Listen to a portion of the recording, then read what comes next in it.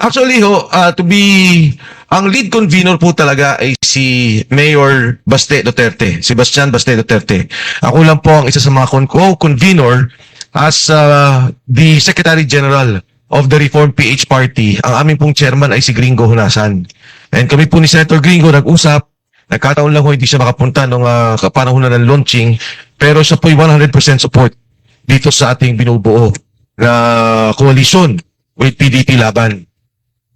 And syempre po, kasama rin din po dyan ang Partido Reforma ni Speaker Bebot Alvarez. Kami po ay nagkaroon ng pag-uusap.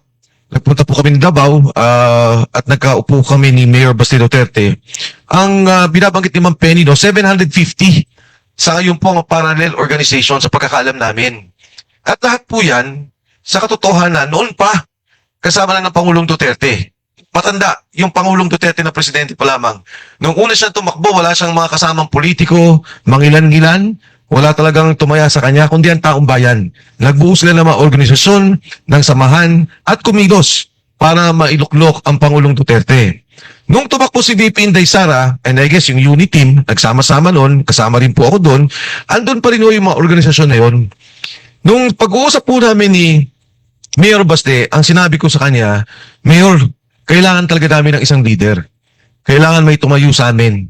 At walang ibang pwedeng tumayo kung hindi ang isang Duterte. Sa ngayon po, ang ating Vice President ay dumadaan sa impeachment hearing. Marami po siyang binibigay na panahon para dito. At siyempre, marami mga bagay na dahil siya naman yung kanilang tinutuges o siya yung tinatarget doon sa impeachment trial na hindi naman niya kayang kumilos o magsalita basta-basta. At minabuti po naman, hiningi namin ang liderato ni Mayor Baste Duterte na hindi na Davao ang may kailangan sa iyo, hindi lang Davao. Hindi lamang Mindanao. Kailangan ka na ng buong Pilipinas. Kailangan ka na ng sambayan ng Pilipino. Nagulat po ako dahil sa aming pag-usap, hindi naman nagkaroon ng dalawang salita si Mayor Baste Duterte. Tinanong lang niya, ano yung tingin mo dapat nating direksyon? Ayun o, nag-uusap kami, minanggit namin sa kanya, una at higit sa lahat, yung korupsyon. Hanggang ngayon walang nare-resolve eh. Sabi nila Pasko may makukulong. Dumaan na Pasko. Dumaan na bagong taon. Nag-Valentine's na nga. Pasko na pagkatapos. Nagkaroon ng Holy Week. Namatay na si Kristo. Nabuhay. Wala pa rin nakukulong hanggang sa ngayon. Nung lumabas po yung kaso nila, sabi nila, magkakakaso si Senator Cheese Escudero at si Speaker Martin Romualdez. Sabi ko magandang development yan. Pero gusto ko makita kung ano yung kaso. Sa ngayon po, hindi ko pa nakikita yung F9 nila, pero nalirinig ko ay dahil daw po dun sa pagkakaroon nila ng partisipasyon sa pag-aproba ng budget. Ay sabi ko, malayo yan. Bakit naging speaker ka lang o Senate President? Bigla ka na rin nadamay dun sa nakawan? Ang importante sa kaso, si Sergeant Gotesa. Ang importante sa kaso, yung 18 sundalo. Ang sabi ninyo, si Saldico ang mastermind. Si Saldico ang magnanakaw. Ito mga tao ni Saldico ang nagsasabi, kanino dinala yung pera? Saan dinala yung pera?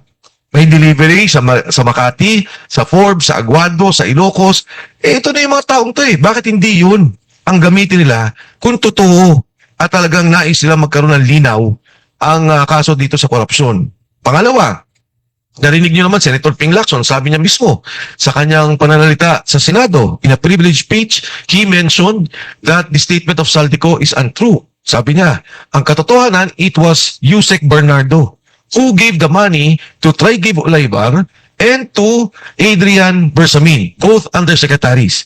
One is Yusek for Education and the other one is Yusek under the Office of the President.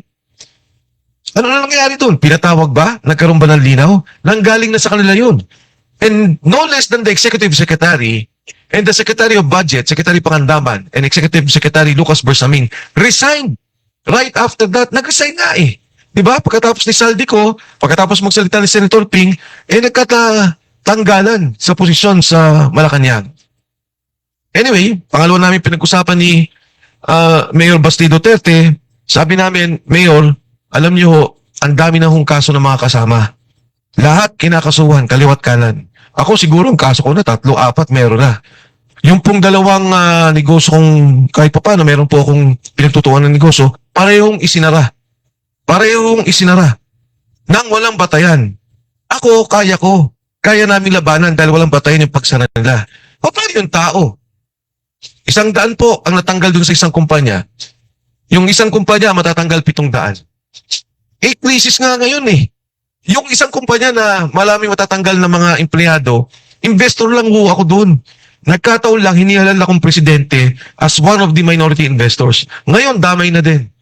So sabi ko, Mayor, kailangan tayo magkaisa, magtulungan kasi yung mga kasama natin, kinakasuhan. At alam niya, maski pala siya, meron siyang negosyong sinara doon sa Davao. At narinig natin doon sa kanyang talumpati, yung mga negosyante ginigipit pag nakitang nakadikit sa kanya. And pangatlo, yung itigil nila yung pamumulitika nila.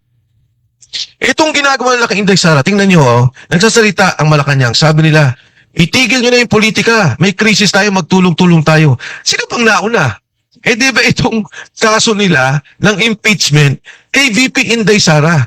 Kung ang gusto ng Pangulo ay katahimikan, kung ang gusto ng Pangulo ay walang gulo, ipatigil niya yan. Huwag niyang sabihin na independent ang Congress. Tao niya lahat ng mga yan. Ayaw nga mag-impeach ng mga congressman eh. Natatakot din sila eh.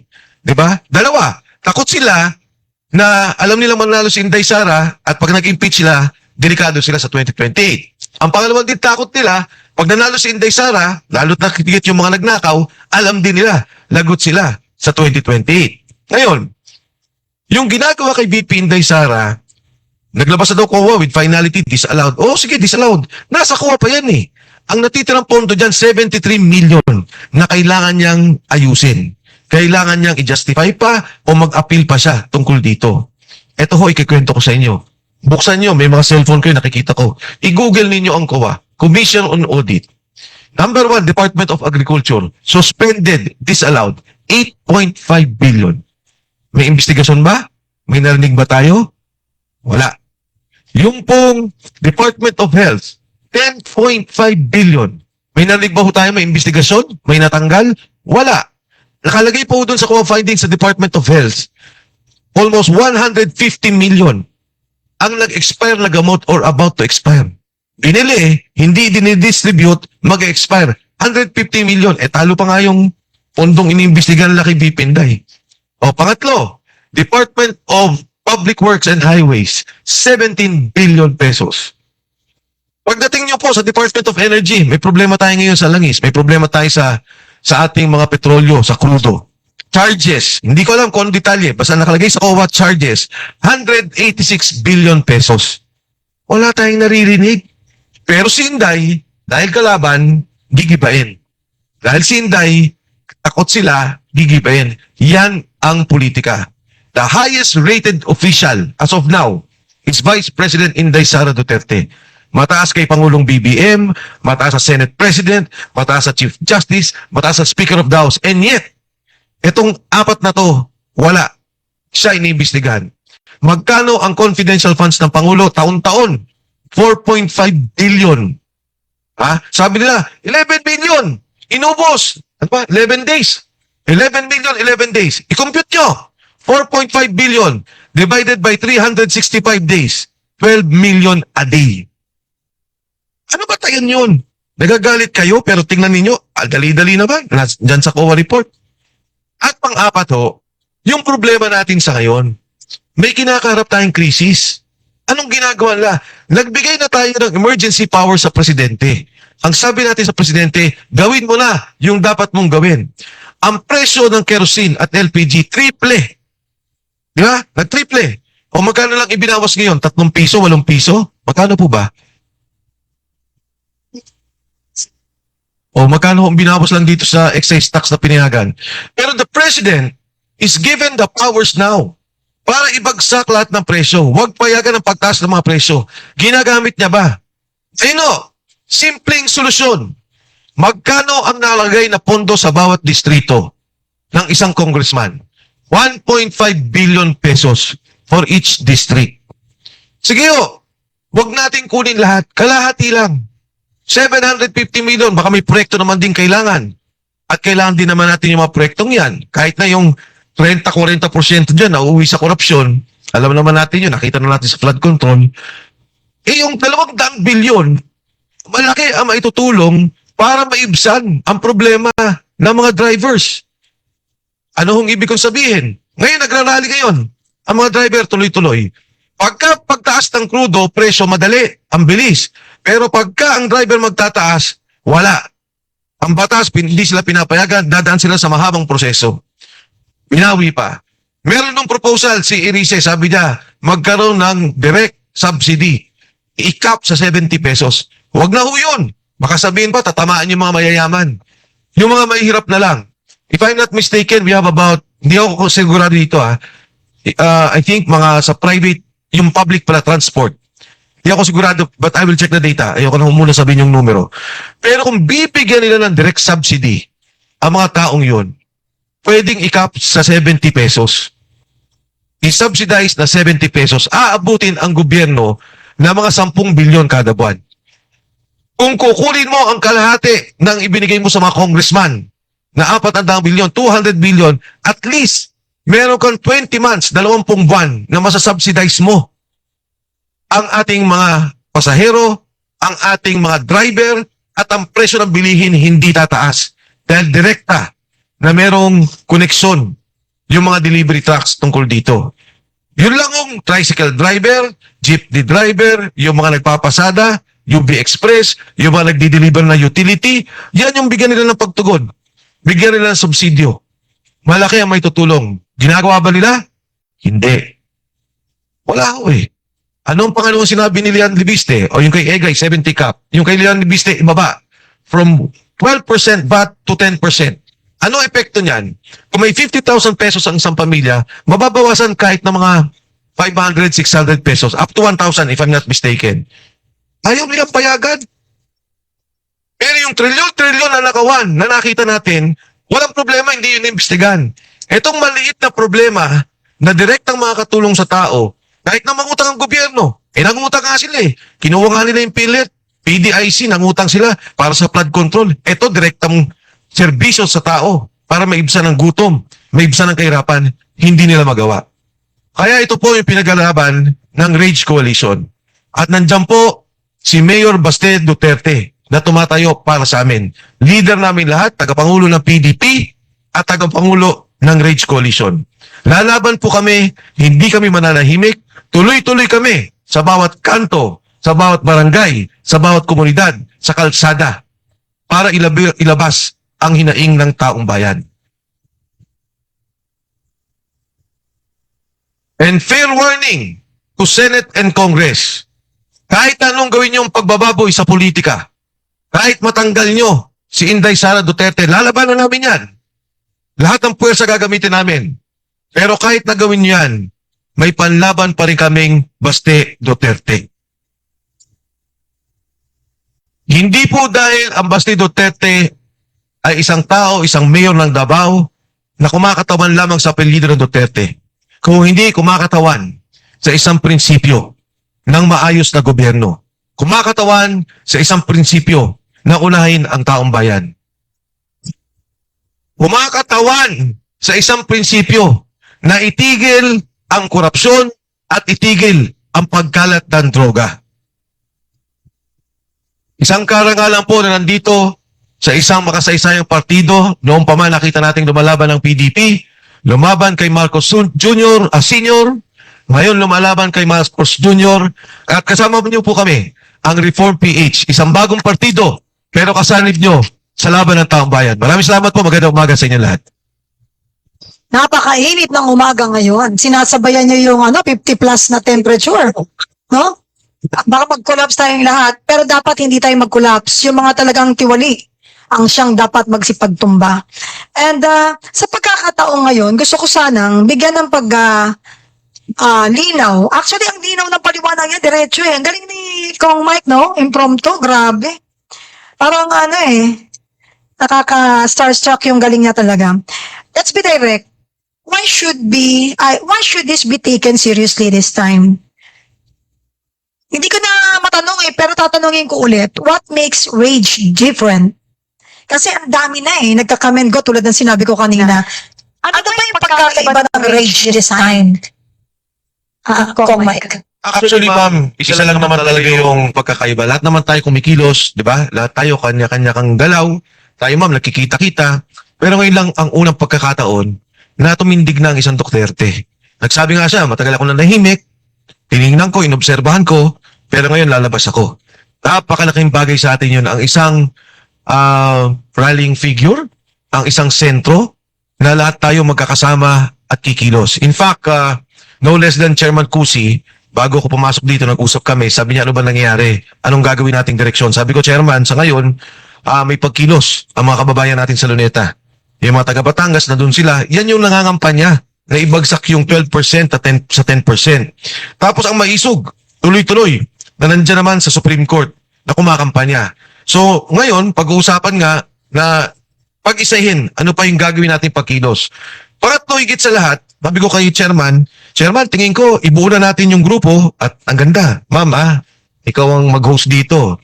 Doon sa Kongreso, na magkaroon tayo isang desk o ng isang par, i-impeachment hearing sila, sagutin na natin kaagad kung anong nangyayari. Yan. Tingnan nyo naman, no? Ang laki namang ganda ni Ma'am Penny doon sa chairman ng, di ba? So, hindi, kasi katulad kahapon, ang tagal ng reaction time natin, although nagsalita na ako, yung kwento ni Madriaga, sabi ko, grabe. Yun na nga, pero dapat doon na tayo magsalita, tapos lahat ng mga magsasalita, pumunta doon sa mismong kongreso, pumunta tayo doon. I-organize namin po ngayon, patapos po dito. Oo, kasi, sabi ko nga ano to si Madriaga? Punsong anak? Lahat ng usapan kasama siya? Lahat, kasama siya? Oo, pabagsakan ng bansa, kasama siya, tayuan ng military jets group, security group, kasama siya, dalahan ng pera, milyon-milyon, binigyan pa ng pambili ng motorsiklo. Tapos, sabi ko nagugulat ako Ako sa kalamaan po ng lahat, noong 11 Congress, magkasama kami ni Mayor Duterte sa minority. Ibigan ko na, si Mayor Duterte ng Kongreso pa lang kami. Nung siya po yung naging presidente, nakita lang kami 3 beses. Sabi pa nga niya sa akin ng unang beses, sabi niya, Mike, kumusta ka na? Kung mabuti po, Mr. President. Sabi niya, pagka libre, dalawin mo ko. Akala mo, tindahan lang, di ba? Pagka libre ka, puntahan mo ko. Sabi ko po, Mr. President, nagkataon din naman COVID Na-meet ko ang presidente ng mga panahon yun, siguro 3 beses. Kasi nga, wala namang pagkakataon. Ito lahat ng kwentuhan, katabi siya. Lahat ng usapan, kasama siya. Oo Sabi ko nga kahapon sabi ko nga doon sa interview ko, sabi ko, papakinggan ko siya para sa si Medaldea o si Bongo. Kung gano'n siya kakalose.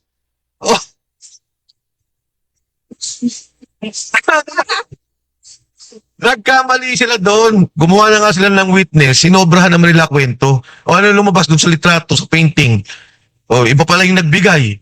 Diba? Taga Davao din pala yung nagbigay. Binigay kay Inday Sara. Ayun na lang, patay na kaagad Bakit pa idinugtong yung kwento niya na yun? Tapos sabi, yung 100 million daw, kinuha niya dahil itinulong kay Duterte. Tapos kanya, siya humawak ng pera. Sabi ko, ngayon ko lang nakita yung gano'n na pagka ikaw siguro magbibigay ng 100 million sa isang tao o isang kandidato, gusto mo pakita.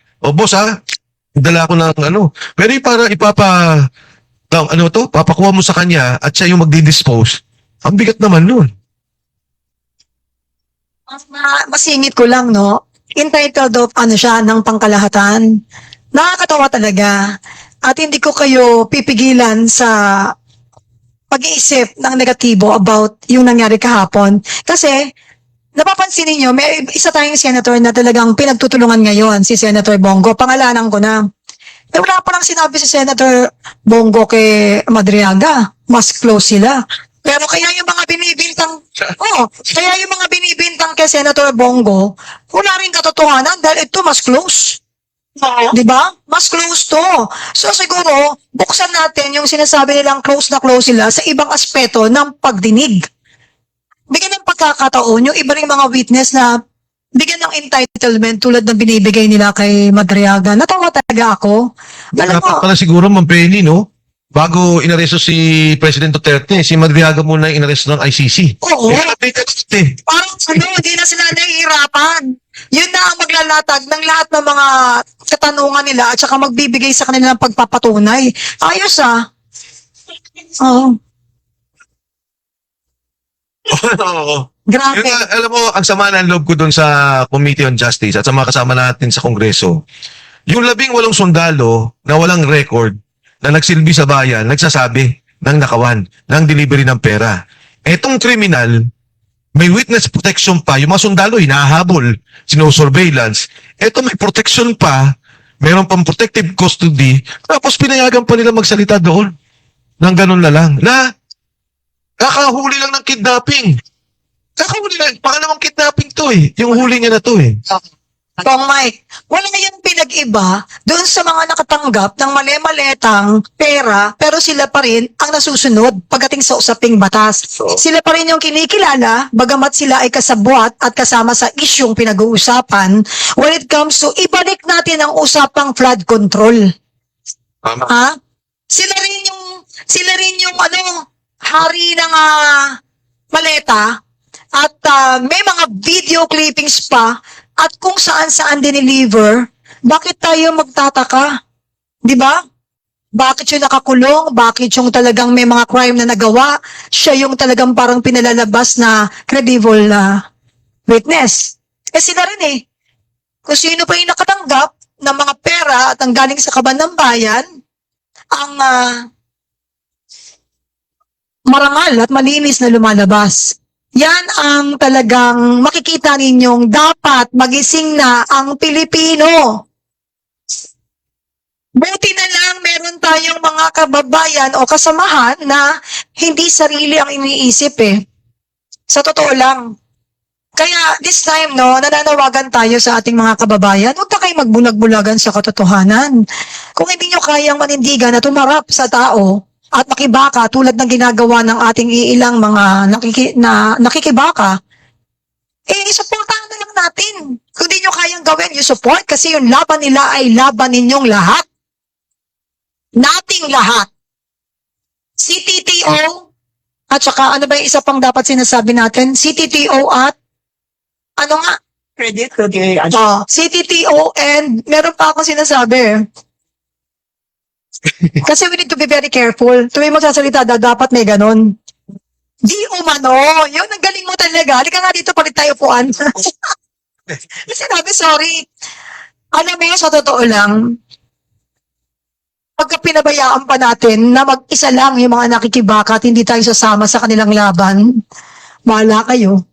Kasi this time, this is not a joke anymore. Ano ba kung ano mga sinasabi nila? Bihaan mo lang ngayon, kung pumutak ng pumutak yung mga yan, mananawa din yan. Ano sinabi ng isa nating kaibigan? Di ko muna papangalanan. Huwag niyong tigilan, ingayan ninyo dahil yun ang pagkilala nila sa mga Pilipino na uto-uto. Mapapagod din yan kapag hindi sila pinakinggan. So, no reaction at all. But this time, nakita naman nyo, 700 plus pala na koalisyon, nagsanib pwersa na para labanan ang katiwalian sa ating bayan. At marami pa yung susunod. Alam niyo kung bakit? Alam niyo kung bakit? Eh kasi nasa harapan ninyo na magnanakaw eh. Nakikipagbeso-beso pa kayo. 'Di ba? Ngayon, alam na natin, pero nagbubulag-bulagan tayo. Oy, sana kung meron kayo natanggap at kahit na natanggap kayo, huwag niyo isama sa pagbenta ng kaluluwa ninyo yung bayan natin, Pilipinas. Moving forward, tatanungin natin, isa pang tanong, kasi ang tapang ng guest natin, huwag niyo sayangin yung tapang niya. Siya hindi tapang sa ngawa, pati gawa. Nakita ko yan sa patasan eh. Saan ka nakakita? Nagsasalita siya sa harap mismo ng mga bahay ng mga, ayaw ka na magsalita. Gusto kong tanungin ko, is rage already political in nature? Meaning, are we looking at a future electoral machinery? Kasi yan ang parang nakikita nating pagkukulang o kakulangan natin this time. Is this still purely a reform advocacy platform for now? Sa ngayon, Ma'am Penny, of course, pinapagpatuloy natin yung panawagan nating lahat. Tingin ko hindi lang naman tayo, hindi lang yung koalisyon, pero yung taong bayan na talaga magkaroon ng accountability. Wala pa rin nga eh. Hindi pa rin nila naayos yung nangyaring nakawan, wala pa rin nakasuhan. Wala. Yung perang naibalik, walang kwenta. Walang ibig sabihin. So, yes, we are a move now, coalition of parties, but come 2028, of course, magta-transition tayo into a political machinery. Long isang araw po, kukwento ko lang mabilis lang, kasama ko kahapon pala, si Senator Dante Marcoleta. Nag-uusap kami and hindi pala niya alam na gumawa na ako ng pag-aaral doon sa isang binanggit niyang bagay. Sabi niya, yung restitution kasi sabi niya, napakasama nun, naalala niyo yung debate dyan? Na sabi niya, bakit kailangan mag-restitute ka agad? Kailangan, ayusin mo na yung kaso, bigyan ng protective custody. Based on that, mag-determine mo na attorney contacto ng state witness, di ba? Papayagan nila at may restitution, magsusoli ng pera. Hindi niya alam na may ginawa na pala akong pag-aaral tungkol dyan, yung kay Henry Alcantara. Si Henry Alcantara kasi, almost 30 billion yung pumasok sa kanya sa flood control. Henry Alcantara. Distrito niya, sa kanyang district office. So, ilagay na lang natin sa 10% ang nakuha niya. Ghost nga yun eh. Di ba? Ang laki ng mga bigayan doon. Pero 10% na lang natin ilagay yung kanyang nakuha. 3 billion. Kaagad kay Henry Alcantara. Ang isinuli niyang pera ay 181 million. So, ang ibig sabihin, dahil state witness na siya, attorney contacto is here, wala na siyang kaso. Okay na siya. Absolute siya, tinanggap na yung kanyang restitution. Yun ang nangyari kay Henry Alcantara. Sabi niya, pwede bang isend mo sa akin yan para mapag-aralan ko? Oh, ano yung pinag-aaralan nila kay Yusek Bernardo? Diba? Ang tansya nila dan, nasa 30 to 50 billion ang pera ni Yusek Bernardo. Dahil hindi lang naman siya pang distrito. Ito, distrito lang ha. Nationwide siya. Kahit na ilagay mo lang siya sa 2-3% ng kabuuang pondo ng lahat ng ating infrastructure, lalo na ito mga ghost project, taon-taon. Ilan yun? Magkano yun? So yan yung sinasabi namin. Na dapat sana, hinold muna yung mga pondo ng mga to. No, nagkaroon ng hold order, itinulak nila. Pagkatapos nagkaroon ng kaso, nagkaroon ng kahit paano determine. Ang dali naman eh. Hindi naman kailangan kagad na magkalitis at determine kagad. Ako, kita ko na kagad eh. Ito yung nirelease na flood control sa district mo. Ang kabuong pondong nirelease. Parang, ang total sa distrito niya ata mga 45 billion for the past 3 years. To 60 billion. Pero yung flood control lang is 30 billion. Kaya nagkamali si Alcusi eh. Diba? Nagpa-appoint na secretary. Kung district engineer pala siya, billion. Pero, Sec, kung gusto ko lang pong isingit sa mga tao na nandirito tsaka sa mga nanonood ng live podcast, alam mo sa totoo lang, huwag niyong tawanan at maliitin yung mga statement na binababasa sa atin ni Kong Mike. Alam niyo kung bakit? Para lang sa kaalaman ng lahat at mga masugid nating tagapanood no, sa kanilang mga tahanan at sa iba't ibang lugar ng Pilipinas, baka nakakalimutan po ninyo o nila na naglingkod to sa bayan ng ilang taon, kaya wag siya. Alam niya. So, huwag niyong isipin na ginagawa niya to for something.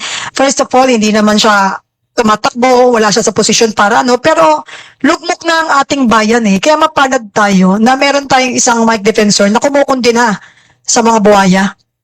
And now, we proceed because meron na ata ng katanungan at ang susunod nating magtatanong ay ang ating napakaganda, napakatalino, palakpakan natin ang atin pong chairperson ng Legal Committee ng PDP, Attorney Yvette Contacto. Ma'am. Thank you, Ka Penny. Magandang umaga ho sa ating mga vloggers, no? Susugan ko lang po yung sinabi ni Congressman Mike Defensor, yung agam-agam po, no, dyan sa issue ng restitution bago na-consider si Yusek Alcantara as state witness. Kong Mike, if you would remember, ang concern dyan ni Senator Marcoleta is that ano ang formula Yes. for the restitution? Ano ang basihan? Katulad niya, no, may pag-aaral na si Congressman Mike Defensor, kung ilang bilyon ang na-allocate. Sino ang nag-determine kung magkano ang dapat ibalik bago siya maging state witness? There was no clear formula na hinihingi ni Senator Marcoleta. Bagko sabi niya, hindi naman requirement na magkaroon muna ng restitution bago siya ma-consider as state witness kasi wala talaga yan sa batas. Ang nakalagay, dapat least guilty. ang requirement bago maging state witness. But having said that, Kapeni, maraming salamat dito sa oportunidad ngayon na makapagpatuloy na magtanong. Ako naman ay tutugon ng pansin sa ating dito sa ating isang guest panelist ngayon dahil naibigay na ni Congressman Mike Defensor yung kabuuan ng pakay kung bakit na-form ang RAGE. Pero may isang miyembro ng coalition na to, ang Southern Leyte for Sara Duterte or SOLID, spearheaded by Dr. Lito Trumata. At ito po ang aking katanungan, Doc Lito, no? Ano po ba ang current political system na nangingiral ngayon? Hindi lang dito sa Southern Leyte, pero sa Leyte po as a whole, na nag-encourage sa inyo to be part of this RAGE coalition? Good morning sa lahat. Good morning sa idol ko kay Kong Mike, kay Ma'am Pini at saka kay Attorney Yvette. Now, kahit hindi ako politiko, when I received ng invitation to be one of the speaker dito, hindi po ako nagdalawang isip. Kasi gusto kong malaman din ng lahat kung ano ang nasa sa loob ng mga nasa probinsya. Lalo na sa lugar ko na Leyte, kung alam nyo kung ano yung Leyte in terms of the Romualdezes at saka yung Marcos. Now, maraming takot doon, but at this point of time, gusto ko lang ipaalam sa inyo na marami na ring galit. So kung anong sinabi ni Kong Mike, lahat alam namin yon at alam namin na niloloko lang kaming lahat. So nung magtayo ako ng isang grupo, kasi ang kailangan kasi doon, ang nangunguna lang. Sabi ko, kung walang mangunguna, walang mangyayari dito. Kahit nasa Leyte tayo, gagawa tayo ng isang grupo na lalaban sa mga kabulastugan na pinaggagawa sa atin ngayon. So, isang tawag ko lang, marami ang nag-volunteers. So right now, ang Southern Leyte ay composed po ito ng 500 barangays. So lahat ng municipalities at saka city, mayroon na tayong mga coordinators. At saka itong 500 barangays, mayroon na tayong at least 30 na may membro. So with this, mayroon na tayong strong 150 Southern Leyteños na in support sa kausa ng RAGE at saka in support sa kausa ni Kong Mike. Anytime kung anong sabihin nila, lalaban tayo at saka ipapaalam natin sa kanila kung ano talaga ang tama para sa bansa. Okay. Kita nyo naman, sabi nga ni Kapenya, kailangan na may isang manindigan. Nakita natin gano'ng manindigan si Congressman Mike. Pero doon sa isang lugar kung saan nananaig ang malalaking mga pangalan sa politika, may isang boses na malakas ang loob na lumaban, mag-organisa para maging mas matibay ang paglaban doon sa nangyayari ngayon sa kanilang bansa. Doc, ano po ba ang economic situation ngayon sa lugar po ng Southern Leyte at Leyte in general? Sa totoo lang, napakahirap po. Medyo swerte lang tayo kasi aside na may negosyo tayo, isa din tayong doktor, pero isipin nyo lang ang isang ordinaryong Southern Leyteño. Lahat nagtaasan, kung nagtaas ng diesel dito sa Maynila, mas lalong mataas doon sa amin dahil sa transportation. Now, lahat nagtaasan, mga bilihin, pero yung sweldo at saka yung mga biyaya galing sa gobyerno, wala. So kung may mga ayuda dito, wala pang nakakarating sa amin at saka maraming naghihirap. Kaya sabi nga ng kailan pa ba tayo papatayin? Kasi parang inuunti-unti tayo, hindi na lang tayo diretsuhin, napatayin tayo sa hirap. Wala kami nakikita galing sa gobyerno except yung pamulitika at saka yung pambubudol sa atin. Okay. And at least dito sa Metro Manila, sa NCR, kahit papano may mga nagtutulungan. Pero doon, kaya nga importante itong boses na to sa kapihan para mapaabot sa inyo na may partiho ng Pilipinas na humihingi, sumisigaw, ng kahirapan dahil sa mga nangyayari ngayon dito sa ating bayan at sila mismo hirap din makakuha ng sinasabing ayuda.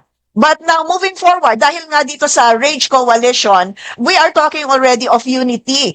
Pero po, sa ating mga guest panelists, how would you prevent this coalition from collapsing under its own diversity? Siyempre marami po, di ba, Kong, no? Maraming mga advocacies yung mga nagsama-sama dito. Pero because of this diversity, there is this tendency, if you will say, na pwede rin siyang mag-collapse under pressure dahil nga of the administration's influence. So ano ho ang nakikita ninyong mga hakbang para lalo pang tumibay itong coalition? Well, unang sa lahat, may tayong pagkilala. May pagkilala tayo sa lahat ng organisasyon, sa leader ng bawat grupo. Na-recognize natin na may dynamics, may kanya-kanya talagang pagkilo sa mga grupo na kailangan nating respetuhin, nating kilalanin. Katulad, for example, si Kong Lian Liviste, no, sa coalition, and yun, bigla pumunta dun sa Diwasang Bonifacio, and no, nabanggit naman niya. Pero nung nalaman ko na, tinawag niya sa akin before Doc yung pagpunta nila. Sabi ko, kung Lian, may preparation lang for the coalition, baka pwede tayo mag-coordinate na during the coalition launching. Dumating sila maaga Mas maaga dun sa pag-launch sa coalition. Okay lang naman. And then, yung maisog din naman, kausap ko rin sila, sabi nila, meron kami tuloy-tuloy na pagkilos sa Korte Suprema. I think very critical dito, and to be honest about it, syempre yung leadership ng Duterte, katulad sabi ni Doc, siya yung yung leader ng Southern Leyte, tinitindigan niya yung mga pananaw, paninindigan, prinsipyo na gusto nila para dun sa kanilang probinsya at nakikita ng problema dito sa ating nasyonal. Pero din ho kami na dito naman, tinitingnan natin si Mayor Baste Duterte na pinaka-leader natin sa buong pagkilos. At coordinated tayo, no? Maaring darating ang panahon na, syempre, natural na tuloy-tuloy yung mga aktibidades natin, tuloy-tuloy tayong kumilos, tuloy tayong magsalita at makialam sa nangyayari sa bansa. Yung mga vloggers po natin na narito, maraming salamat sa tulong ninyo. Hindi kayo humihinto, hindi kayo nagpapatakot. I'm sure tinatakot din kayo, may mga pressure sa inyo. Lahat po tayo, may ganyang kinakaharap. Importante yung magsama-sama tayo. Importante yung magkakaisa tayo. At maganda naman kasi hindi naman tayo nagkaisa dahil sa maleta. Hindi tayo nagkaisa dahil sa basura. Di ba?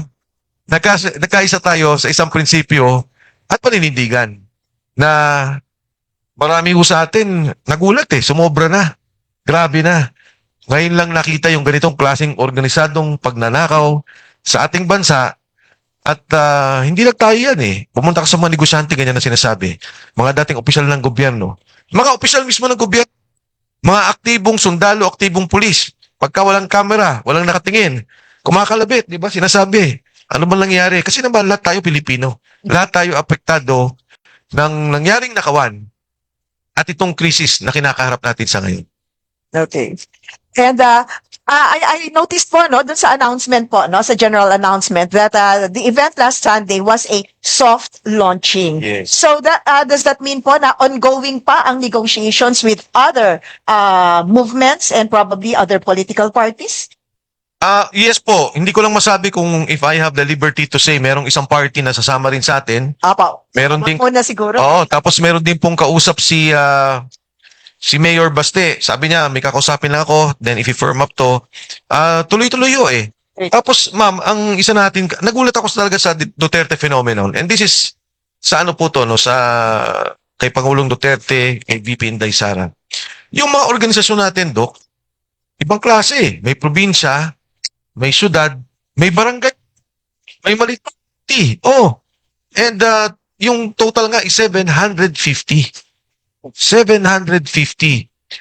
Alam nyo, yung launching, kaya sinabihan ko yung MC sumulat na, hindi ako sumulat, sinabihan ko yung isa, sabihin mo na yung MC, wag nang i-recognize.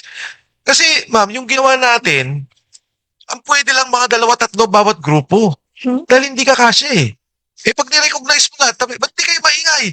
Talaga naman 2-3 lang yun Diba? Yung iba, nagkakataon, pareho. Nandito sila sa grupong to, at sa grupo ring kabila. But it's actually, we try to contain it nung una talaga. Yung pwede lang sana pumasok, Doc, na pupunta doon mag-register. Pero nakita namin problema. Baka may magalit. So we had to ask for online registration para doon pa lang makita na namin. Pero hindi pa rin to, sumobra pa rin yung tao. Okay lang naman. Ang daming tao. Talaga iba talaga ang Baste Duterte. Iba talaga ang pamilyang Duterte. Konti pa lang yun. Oo, to. At ang mabigat sa mga Duterte organizations, organize.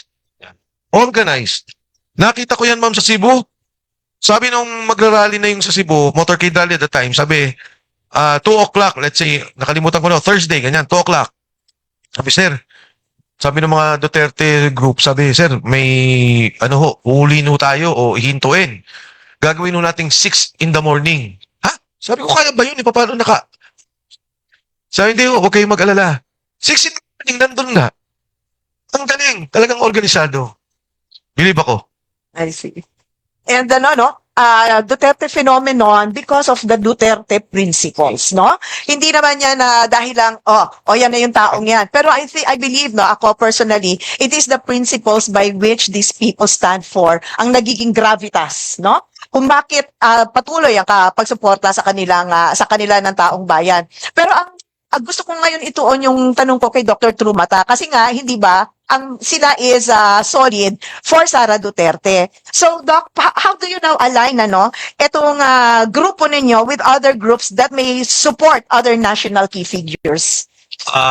Bali ang prinsipyo lang po ng grupo is kung sino yung kalaban ni Sara, kalaban namin. Yun lang ang pinapairal namin doon. So kung sino ang kakampi ni Sara, kakampi namin.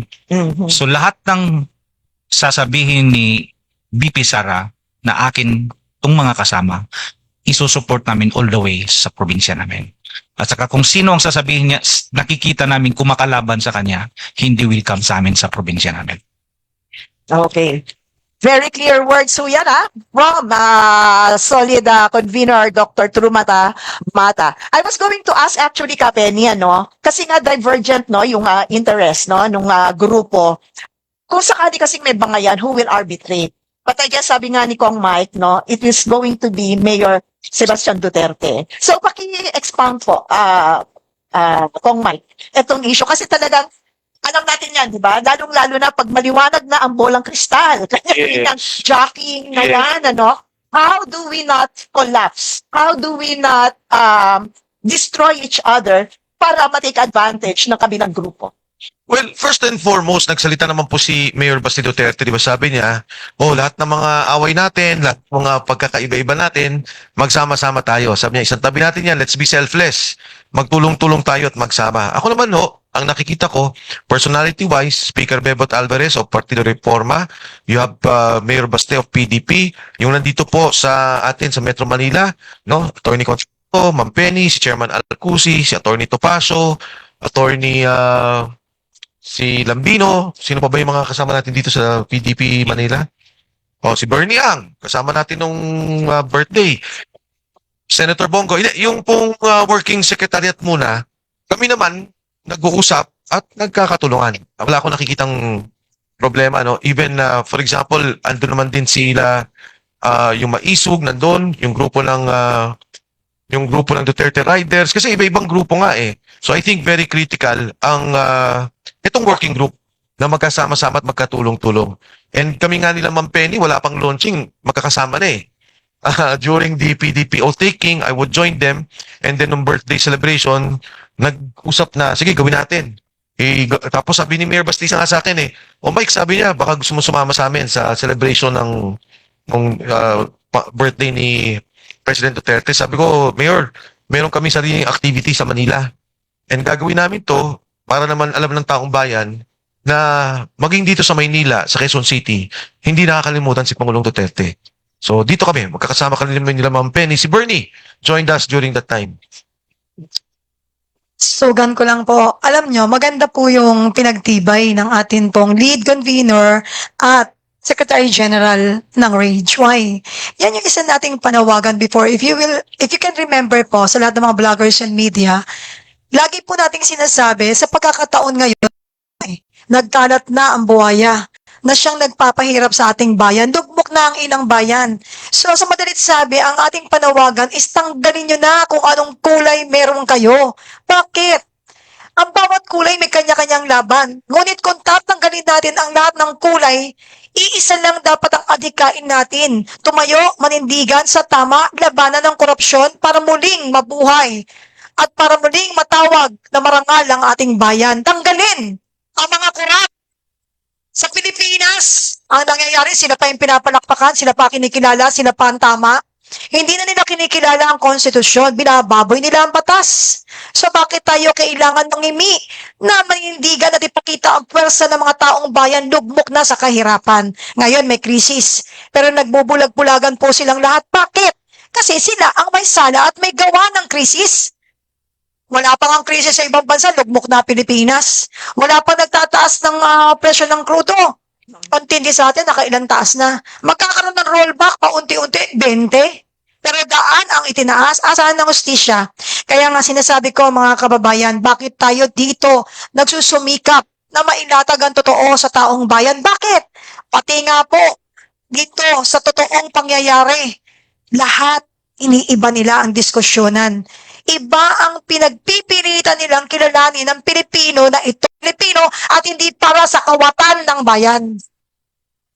So mga kaibigan, tuloy-tuloy lang ang ating live podcast sa Attorney Yvette. Susugan niyo po ako. Salamat. Okay, ito kasi RAGE is a Reform Alliance for Good Governance and Accountability. Kung Mike, how would you define accountability insofar as RAGE is concerned? And ano-ano po ba ang makikitang programa ng ating taong bayan in the next 12 or 24 months? Yung accountability is yung panawagan din ng marami nating mga kasama. In fact, no less than yung ating CBCP, yung ating Iglesia ni Cristo, and a lot of groups are calling for accountability. Transparency nung una, nung meron pang ICI, makita ng taong bayan, and of course yung Blue Ribbon Committee. Sabi nila, gusto namin makita taga kung sino yung mga magnanakaw.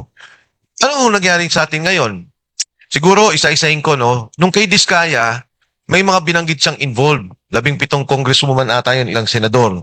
Tapos ilang public officials. Nagsalita din si Ping Lacson, tinuro si E.S. Bersamin, tinuro si Secretary Pangandaman, dalawang Yusek Bersamin, Adrian, at Yusek Traigib Olivar. Sinabi ni Senator Lacson noon, may 67 contractors na involved. Di ba? Na nandyan. Si Gutesa, nagbanggit siya ng delivery ng pera sa bahay ni Speaker Martin Romualdez. Sinabi niya yan. Later on, nagsalita si Saldico. Ano yung sinasabi ni Saldico? Nag-deliver siya ng 25 billion pesos, may 100 billion taon-taon. At meron po mga delivery sa Tamarin, yung mga lugar na itinuro. Kung saan man yung mga delivery, doon sa Tamarin na bahay na binili ng Speaker Martin para doon daw yung dalahan ng pera. Yung 18 Marines. Sinasabi na nila lahat ng mga nila. Ilan yung mga congressman doon, senador, cabinet secretary, mga taong pinagdala nila ng pera. Pero ano nangyari? Wala. Ba? May kaso? Wala. May pandinig po ba? Wala. Ang nangyari pa nga doon sa 18 Marines, nung pinatawag kami, parang kami pa kakasuhan eh. Kami pa inimbestigahan. So, yan o yan yung sinasabi nating accountability. Ito yung hinihingi nating accountability. Kailangan naman, para maibsan yung galit ng taong bayan, para mabalik ang pagtitiwala sa gobyerno, pero ng malinaw na hakbang para sa ating kinabukasan, magkaroon talaga ng pananagutan.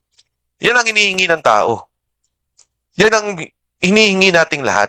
Higit sa lahat, siyempre naman, yung pondo naman, mabalik. Trillion yun eh. 1.5 trillion pesos. Diba? 1.5 trillion pesos in the history of the budget. Ang krisis na pinagdadaanan natin ngayon, grabe. Sabi nila, walang pondo. Hindi pwedeng tulungan ng tao, hindi pwedeng paba ang presyo, hindi pwedeng ihinto ang pagtaas ng bilihin. Eh kung nandyan yung pondo yan, magagamit natin yan eh. Ayaw may pinakamataas na presyo na pagtaas ng gasolina, ng krudo dito sa Asia. Bakit? 'Di ba? Bakit tayong ganung sitwasyon? Hindi ba natin pwedeng kontrolin to o hinto to? Kaya. May pondo naman tayo. Ngayon may pondo. Yung ninakaw pa nilang pondo, sayang. Magamit sana ng taong bayan. So that is the accountability that we are asking for. But how about the reforms na gusto niyong i-push? Are there reforms that you would want to push in the next 12 or 24 months? Yung change na gusto niyong makita? Sa 24 months po na darating, ako isa lang ho yung nakikita kong kaagad na pwedeng gawin. Of course, yung pagkaso, no? Iba yan. kasuhan kagad yung tao. Ako si attorney, nakatingin sa akin. Wala akong sasabihin dito. Hindi tayo makukulong. Hindi kasi meron kaming guest na may nagsalita eh. Meron daw yung isa lang na gagawin. Tanggalin ang Kongreso at Senado. Ay, di ba? Ano yun? Step? Step down. Oo. Alam niyo yung panawagan na bumaba siya at mag-resign siya, hindi po yun seditious. Walang masama doon. Dahil nung tinanong nga ako kung mahal ba ng Pangulo ang ating, ano yung pwedeng gawin ng Pangulo? Sabi ko, kung mahal niya ang ating bansa, bumaba siya. Diba? Ngayon, sinasabi niya, hindi. Magpakulong siya, totohanin niya. Totohanin niya yung nangyayari. Kung hindi siya involved na sinasabi niya, bagamat nagsalita si Saldico, patunayan niya. Pero the next 24 months, ano bang kailangan? Ako isa lang panawagan ko. Ikalahati yung preso nung alokasyon sa bawat distrito, sa bawat congressman. Ikalahati lang nila. That's about 200 billion pesos na magagamit natin sa taong bayan. Magagamit sa krisis ngayon. Dahil ito po, lalala ng lalala. Tataas lalo ang bilihin, tataas ang pamasahe. Ang pamasahe po natin, dumoble na halos. Ang LPG kerosene, nag-triple. O hindi lang triple, several times. Ang tinatansya kong epekto sa bawat pamilya ay 30% hanggang 40% ng antas ng ating pamumuhay. Ang ibig sabihin, yung 30,000 mo dati, na may nabibili kang pang 30,000, ngayon magiging 20,000 na lang. Dahil hindi mo na kayang bilhin yung dati mong binibili. Ito yung mga dapat tingnan, kaagad-agad. Siyempre, pondo to eh. Parang nung COVID, di ba nakita natin, anong ginawa ng Pangulong Duterte? Hinto ang infrastruktura. Hindi natin kailangan yan. Kailangan natin buhay ang mga tao. Ayusin yung kanilang sweldo, yung kanilang tupad, yung kanilang ganito, yung pagkain, lahat na kailangan lang suporta. Nung magbukas, kailangan niya build. Galaw ng ekonomiya. Ngayon naman, nakikita natin, hindi naman tayo nahihirapan dun sa pakikipag-usap o marap sa tao. O sige, ikalahati natin yan, itulong yan sa tao. Ngayon, tapos, yung natitirang pondo, ituloy pa rin yung mga kinakailangan proyekto. Inuulit ko, bakit yung GDP natin bumaba? Kasi pala, yung 40% nung sinasabi nating GDP sa infrastruktura, ito dapat ang itinaas, ghost project pala eh. Marami palang kalokohan eh. Kaya ang laki ng binagsak. Tama na. Sabi nga ni Mayor Baste mayaman na kayo. Tama na. Sa tao naman, magsilbi tayo.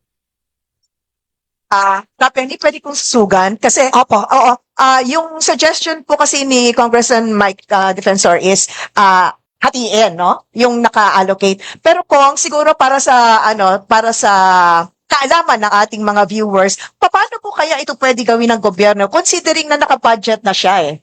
You being part of government, no? Part of Congress and also of the executive. Ano po ang nakikita niyong pwedeng gawin para para mapatupad yung suggestion na hatiin yung budget na nakaka-allocate? Sorry ma'am, una pala, yung pagtaas ng presyo Alright. ng oil, nasa power na yan ng Pangulo, nasa emergency powers na yan. Yes, exactly. Mag-price cap na siya. Huwag niyang pabayaan tumaas. Hindi siya dapat magpa-pressure sa mga malalaking kumpanya. Yes. Nangyari yan kay GMA, nakita niyo yan. Oo. Di ba sabi ni Pangulong GMA, hinto. O tapos doon, nakiusap. Sabi ng mga tatlo, Petron, Shell, and if I'm not mistaken, Caltex ata that time eh. Mhm. That time. Sabi nila, Madam President, grabe yung smuggling. Grabe yung pasok na mga smuggling ng krudo. Sabi ni GMA, ganun ba? Oo. O sige, sabi niya, huwag kayong magtaas ng presyo, papagalitan ko yung mga yan. Pero huwag kayong magtaas. O hindi nagtaas. O de pinapahinto yung mga kumpanya. Di ba si Senator Marcoleta pinaliwanag niya? Sabi niya, bentahan 60 pesos.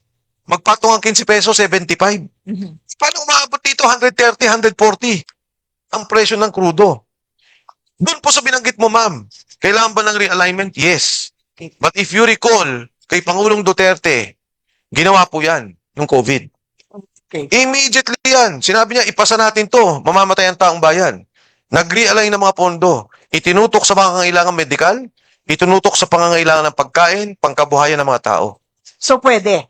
Pwede. Right. Kayang-kaya. Alam niyo ho, ang palagay ko, Ma'am Penny, kaya hindi nila magawa. Sikapin. Hindi, may impeachment eh. May impeachment. Puro politika na naman. Siyempre, pag nag-impeach, sasabihin ng mga congressman, imbis na abutan mo kami, binawasan mo pa. Hindi na kami susunod. Ganyan ho ang sitwasyon ng bayan natin. Yung district allocation, again, local infrastructure fund, i-check ninyo sa GAA, that's almost 400 billion pesos. Pwede hong ikalahati yan. Hatiin muna. At ibigay muna sa taong bayan pantulong maibsan ang pagtaas ng presyo ng pamasahe, ang presyo ng krudo sa mga driver, makapagtaas sila ng tamang pamasahe, maibsan ang pagtaas ng bilihin, pangunahing bilihin. Magkaroon ng cap doon sa pagtaas ng presyo ng krudo. Pagsabihan yung malaking kumpanya, may nilagay ng 20 billion ang gobyerno para mamili ng krudo direkta sa Singapore, dalhin dito. Hindi lamang para magkaroon tayo ng inventaryo, pero para hindi tumaas ang presyo. Yan ang mga hakbangin na kailangan po natin. Kung kayang gawin, kayang gawin. Ang sabi ko nga ho, yung dinedebate nila ni Viste, yung pinutulak ni Congressman Egay Irice, wag na ho silang pagkagulo. Sabi ni Ralph Recto, sabi ni Executive Secretary Ralph Recto, teka lang, apektado pondo natin dyan. Wag natin gawin yan. Yung pagbaba ng excise tax o VAT. Oh, ito ngayon ang, sabi ko, ito solusyon ko. Kunin ninyo yung pondo ng mga distrito. Oh, wala kayong dagdag, wala kayong babawas, 200 billion yan para gamitin ng taong bayan. O alam na ninyo kung bakit kinukundina at halos isumpa nila si Kong Mike Defensor. Ha? Sa paningin ng mga babawasan ng pondo or budget, talagang halimaw sa kanilang paningin si Kong Mike. Pero sa taong bayan na talagang umiiyak at nagdurusa, ang tingin naman sa iyo, sabi nga may kasabihan, hindi ka man pinapalakpakan sa lupa ng mga buhaya, sisiguraduhin ang mga anghel ay naghuhumiyaw sa taas dahil sa ginagawa mong kabutihan sa sambayan ng Pilipino. Tama o tama? Kaibe, meron ka pa po bang idudugtong o itutuloy-tuloy na natin? Sa mga vloggers po natin, ilabas niyo ho yan. Huwag niyo nang bawasan excise tax. Huwag niyo nang bawasan yung, ano pa yung isa, ma'am? Excise tax. Yung i-cap. Huwag na kayong mag-cap. No? Of course, sabi kasi ni Rize, pag sumobra daw, bayaran ng gobyerno. Oh. I-price cap nila. Tama pa rin yun, na ihinto yung pagtaas ng presyo. Pero may 200 bilyon. Kung talagang sincero ang gobyerno ay lang apektado, may pondo tayo. Bawasan nyo yung mga distrito. Ilagay nyo at bigay sa taong bayan. Tama. At kung talagang sincero ang gobyerno na makatulong para sa pagbagsak na ekonomiya ng ating bansa, hindi yan magdadalawang salita o magdadalawang isip, ibibigay nila. Di ba? May, Kabeni? Hindi yung ang pinag-uusapan natin yung kanilang mga budget. Di ba? Hindi, Kabeni. Meron pa yan. Oo. You remember po nung COVID, they gave emergency power sa presidente through a law. May batas. Tapos, Bayanihan Act, no? Para, at merong may mga limitations kung paano i-exercise ng presidente, no? Kailan nung ba pumutok itong sigalot sa Middle East? More than 1.5 months na? Meron na bang batas na naipasa? Para meron emergency powers pero malinaw ba kung ano ang dapat na mga hakbangin ng presidente? Yun hindi walang sense of urgency, no? Unlike nung COVID, buhay ng tao, ngayon buhay pa rin ng tao nakasalalay, no? Kaya yun ang hinihingi ni Kong Mike, no, ng mga reforma. Kumilos na kayo, instead na nakatuon kayo dyan sa impeachment, yung mga taong bayan na gutom na, hirap na sa hanap buhay, ang kailangan lang nila ay dissenting hanap buhay. Na ang nakasalalay, ang kanilang hanap buhay ay sa krudo na ngayon hindi nyo tinutuunan. Yon ang dahilan bakit may rage. Bakit may ganitong koalisyon. Kasi kung walang magsasalita, kung iisang boses lang, tila ayaw pakinggan. Pero kung ganitong grupo na, baka sakaling gumising na sila. Ang ganda-ganda. Painit ang ating usapin, no? Can I move it forward, attorney? Yes, go forward. Alam mo, ang susundan natin sa usaping to, no? Sa totoo lang, bakit nila bibigyan ng prioridad dyan? May maleta ba yan? Ouch! Aray! Ito, babawasan pa sila. Mamili ka sa bawas o meron delivery. Di ba? Sa totoo lang tayo, no? Huwag na tayo magpatumpik-tumpik dahil sila walang patumpik-tumpik kung paano palahurain ang ating bansa. Ngayon, pag-usapan natin ngayon ang accountability. Oo. Words versus action.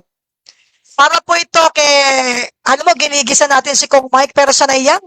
Oo. Para sasabihin niya, make my day, more. Di ba? Sabi nga, never attempt to backstab Congressman Mike Defensor. Bakit? Sa dami na nagbabackstab dyan. May kalyo na likod niyan. He cannot feel it anymore.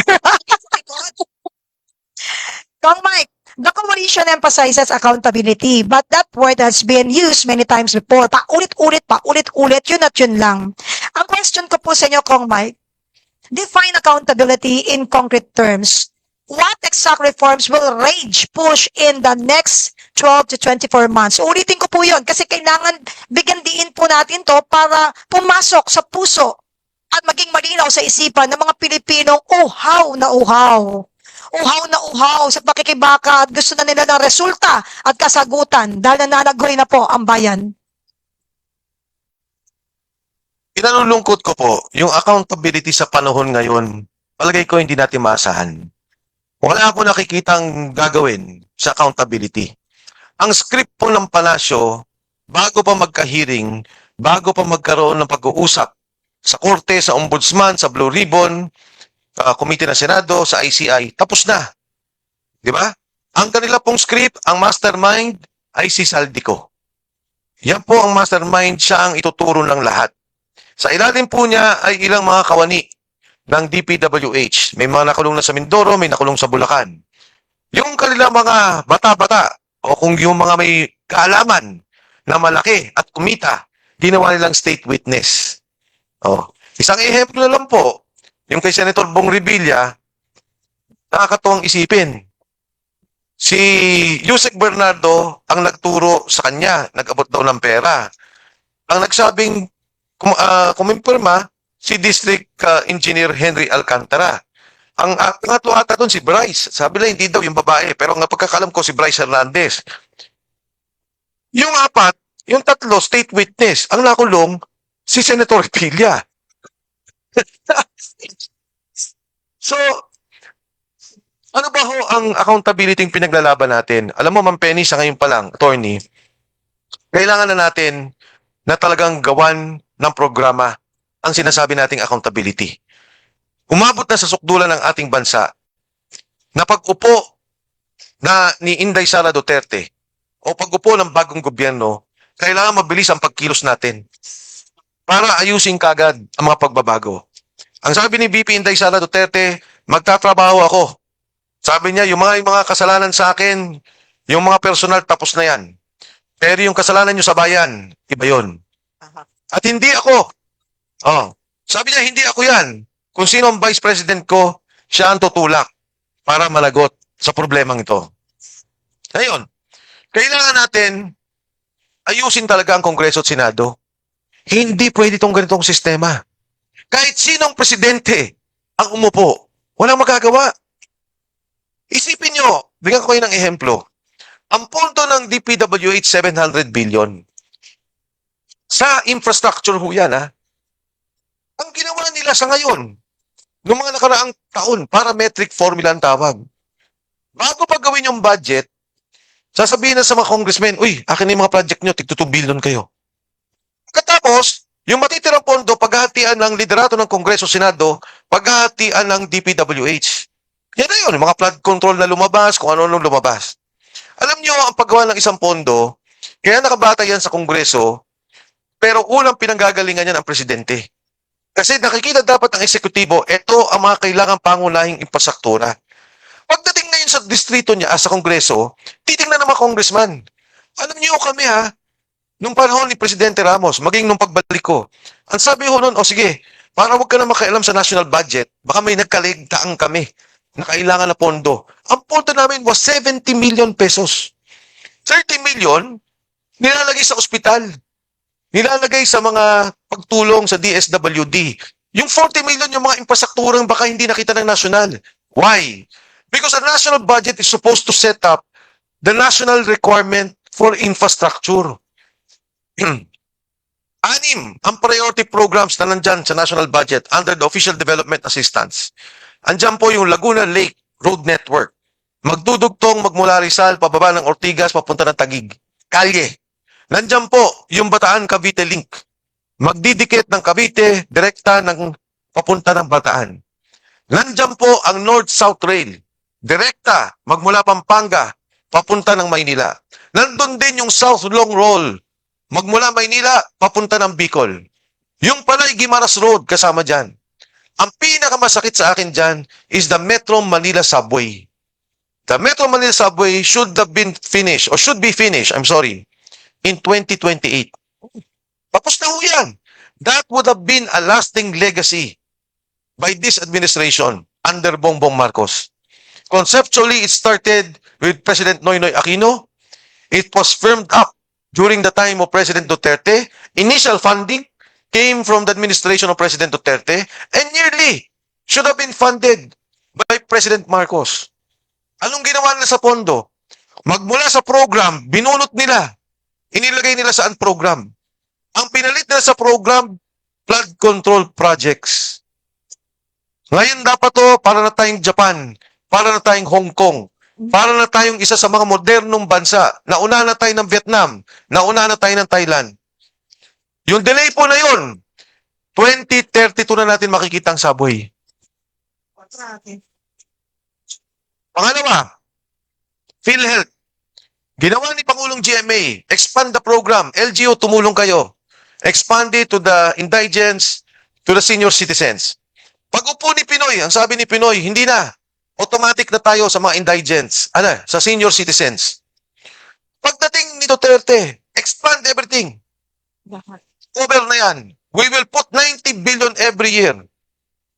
Anong ginawa nila? Nung panahon ni BBM, ni Bongbong Marcos, hindi na naglagay ng pera na 90 billion, yung nandun na 60 billion, binunot pa at nilagay sa flood control projects.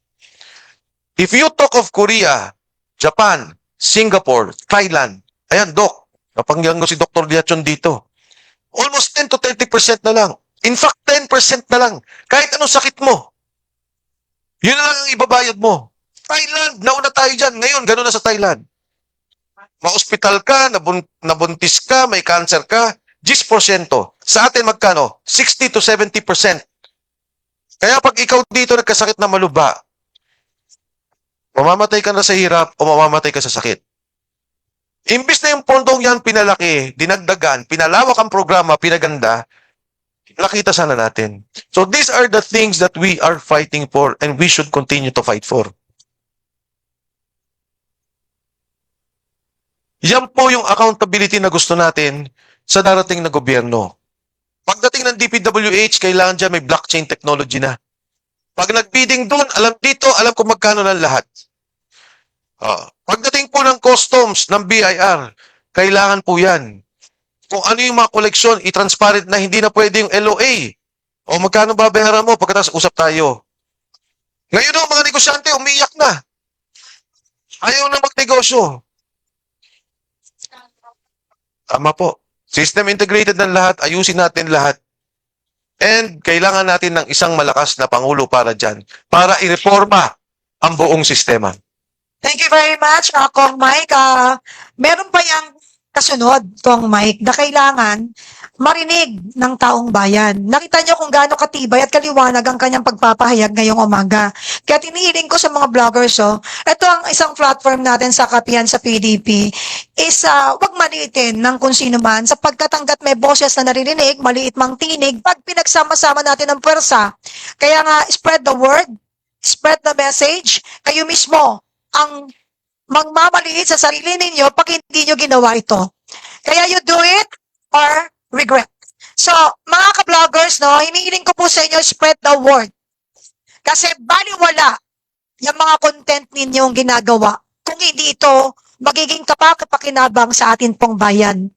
Dahil sa totoo lang, bakit alam lahat ni Kong Mike? Yan ang susunod nating katanungan. Kong Mike, Congressman Defensor, you've been inside government, di ba? Where exactly does reform usually fail? Is it political will or systemic design? Pareho po. Political will and systemic design. Hindi natin ma-reform ang ating constitution, hindi natin magkaroon ng changes yung sa constitution natin because nagkakaroon ng opposition from the Senate. Talaga nagkaupo sila, no, to call for a constitutional convention, to call for a constituent assembly. Systemic, dahil alam niyo ho, ang ating saligang batas, ang pinaka-unique sa lahat ng saligang batas. Kasi, bicameral system of government po siya, may kongreso, may senado, katulad ng Estados Unidos, pero multi-party system. Ang nangyari po kasi dyan, nung nagkakaroon ng constitutional convention, nagdidebate sila, ang gusto nila talaga, isa parlamentaryo. Kaya may multi-party system. Last minute, tumawag, sabi nila, hindi, gawin niyo yung bicameral. So tayo lang may ganyan eh. A bicameral system under a multi-party setup. Kasi dati, di ba, meron tayong liberal, meron tayong nasyonalista. Katulad ng Estados Unidos, may Democratic at merong Republican Party. Yun lang. May independent, pwede rin. Pero, kumbaga, ito ho yung recognized parties. So, kailangan po natin sa aking palagay na talagang baguhin yung ating sistema.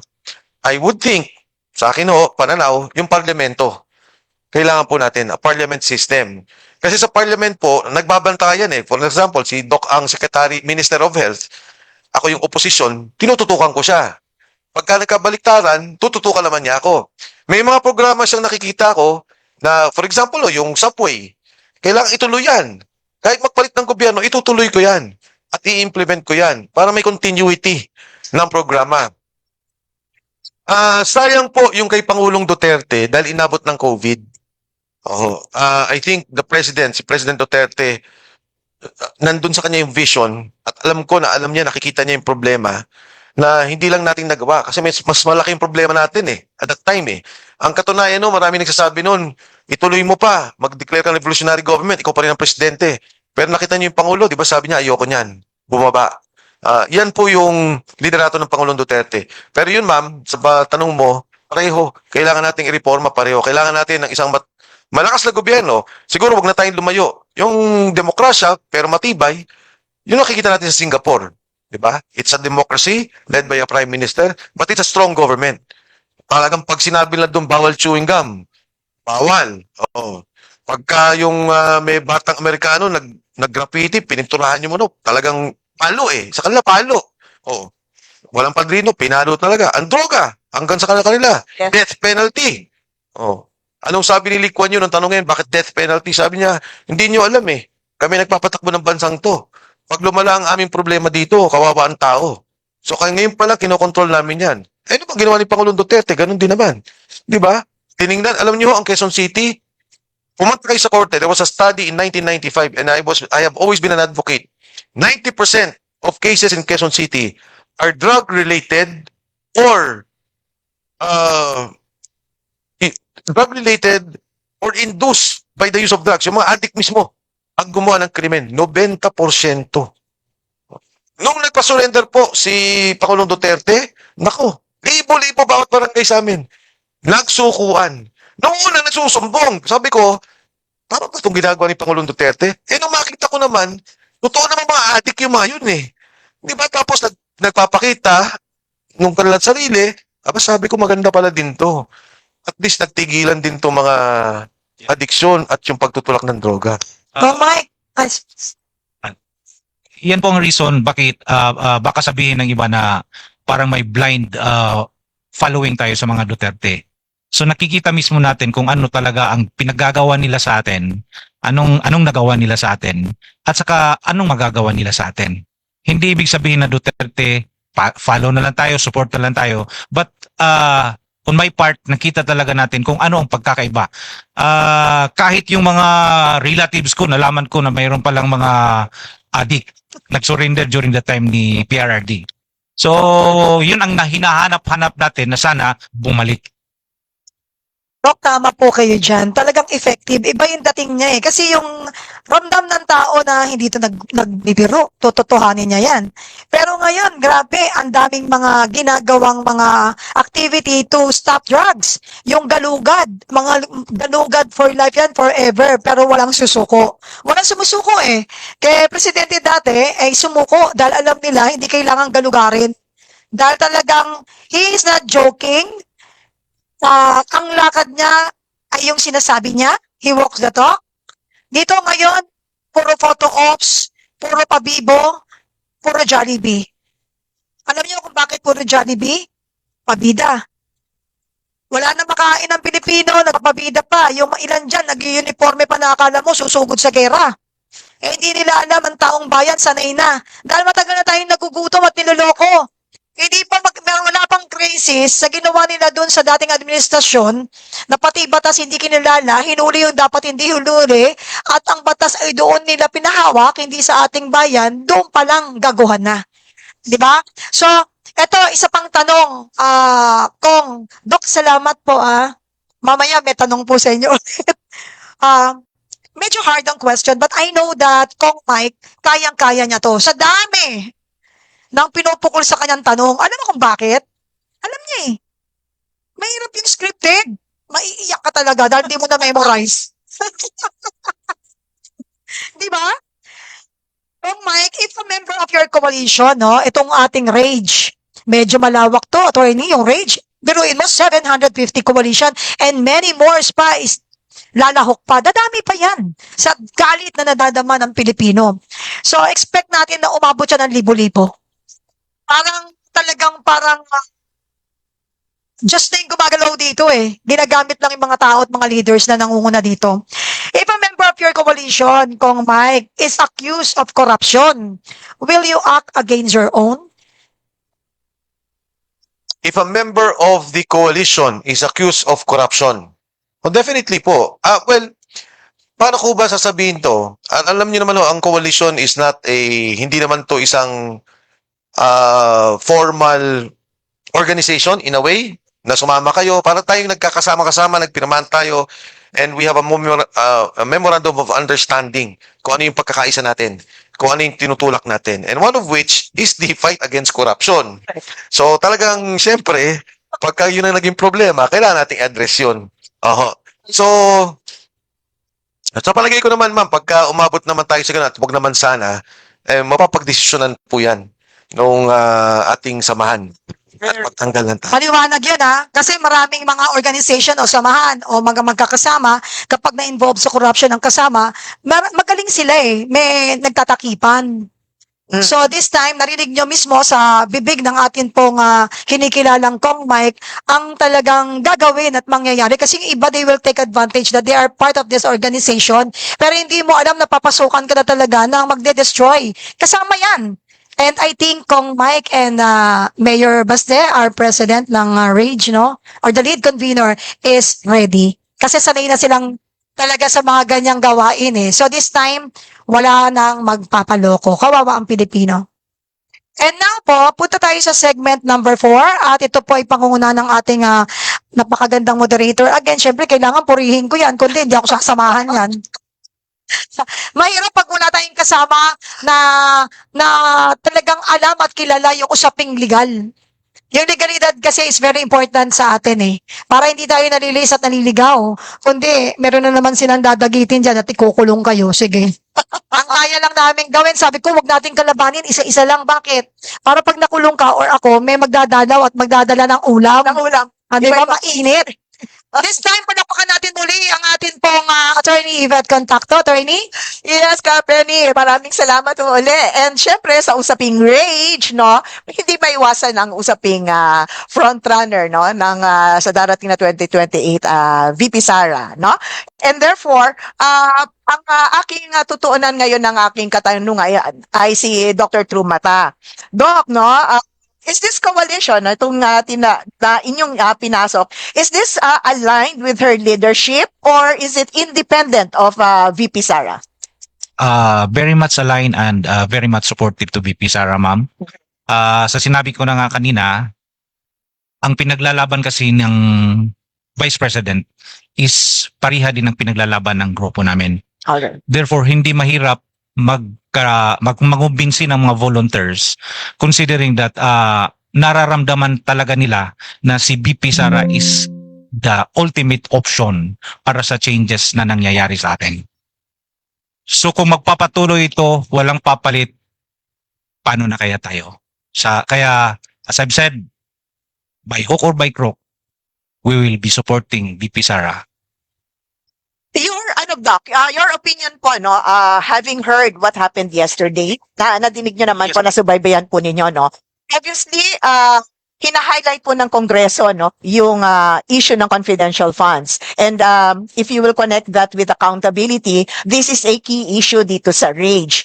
Will you still continue to support VP Sara in spite of what the House has been projecting her?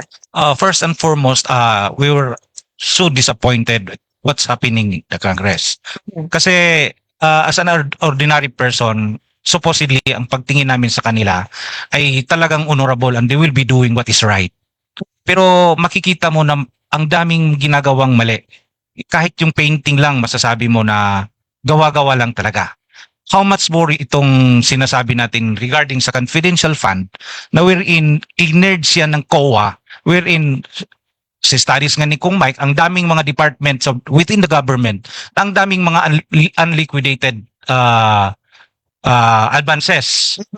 Mas malaki pa at saka questionable pa. So yung kay hindi naman mabibigyan ng good clearance itong si BP kung hindi talaga ginagawang tama. I've been in the government for several years. I've been the provincial health officer of Southern Leyte.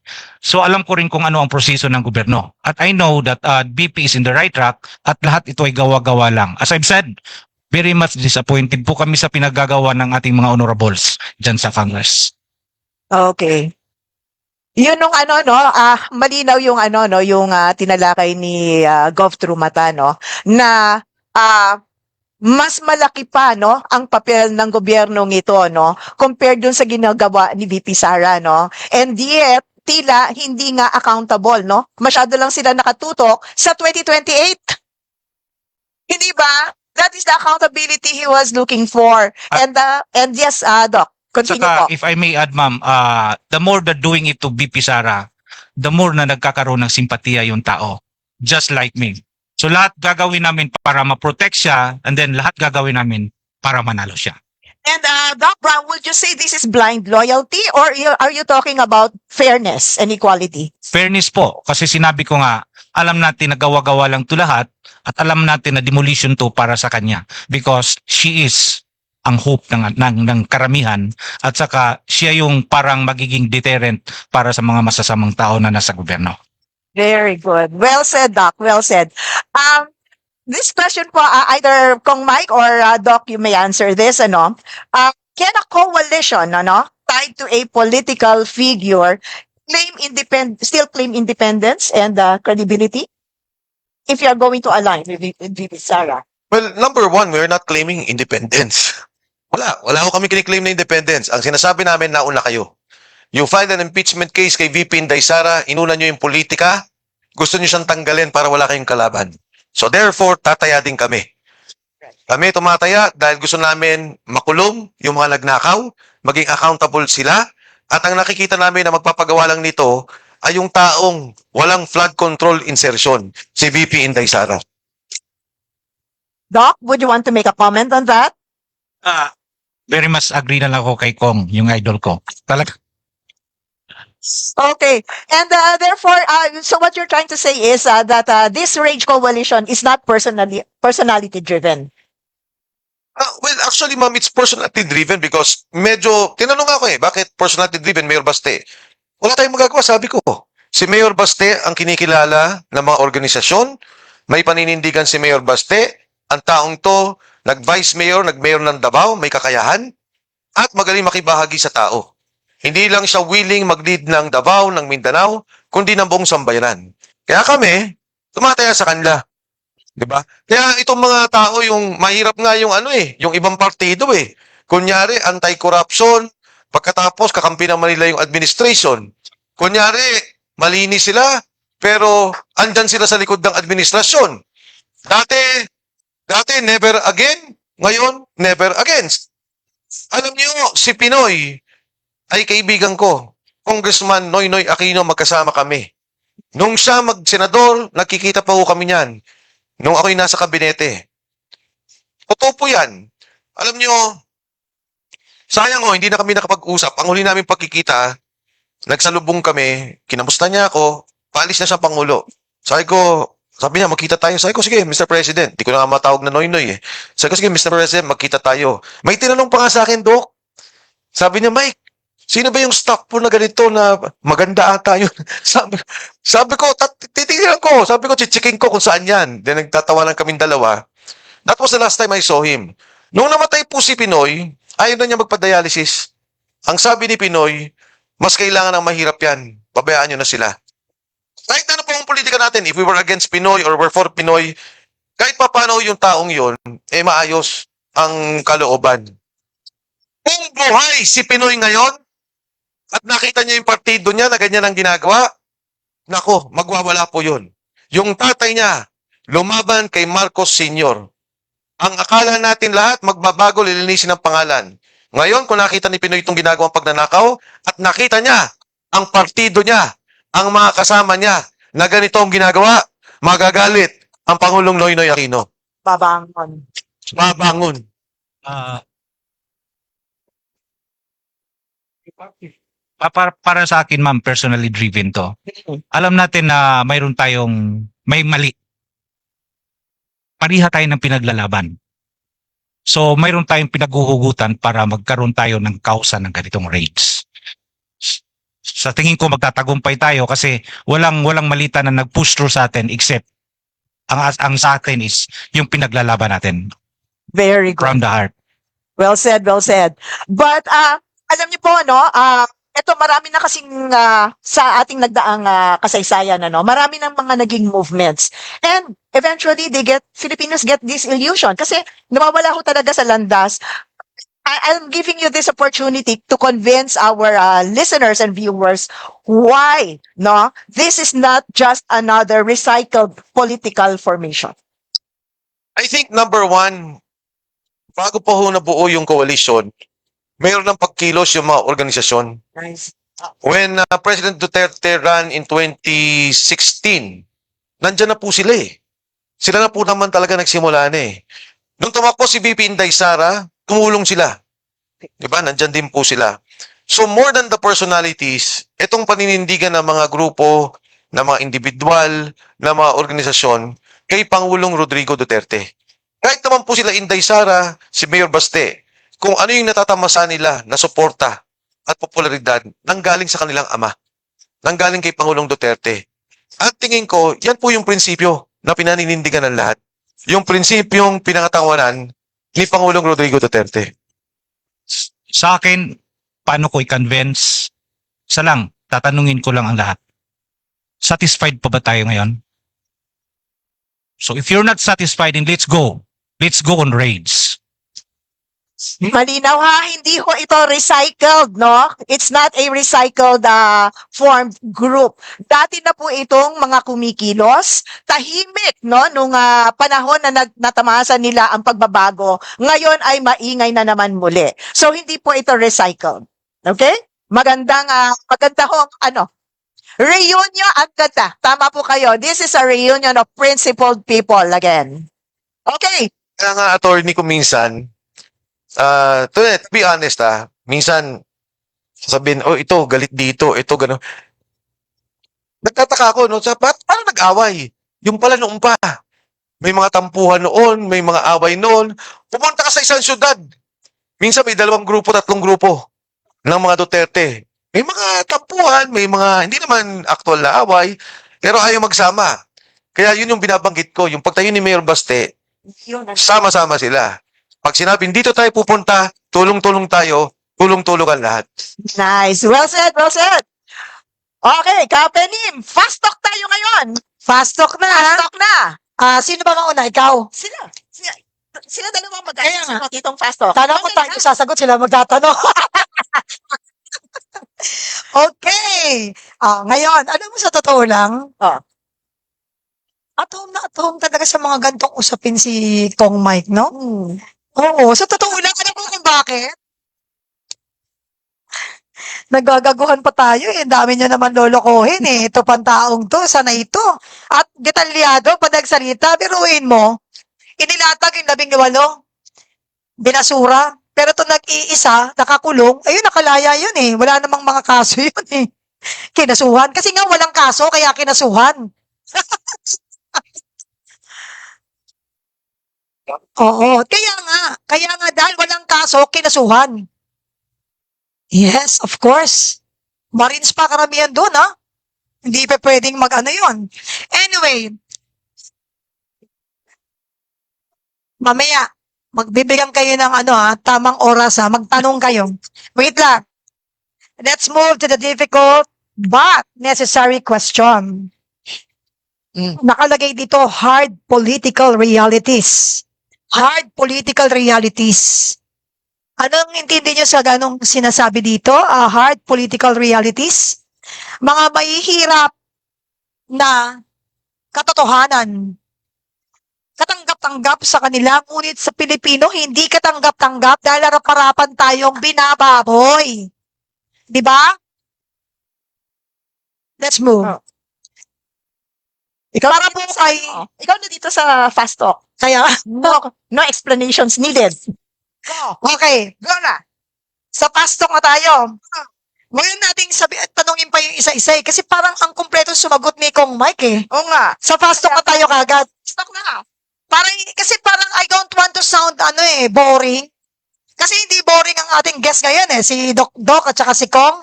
Sa totoo lang, they know kung ano ang laban na pinapasok nila. They know kung saan sila maninindigan. Fast talk po tayo para po sa inyong dalawa. Doc, quick answer. No explanations. Opo. Unity or accountability? Unity.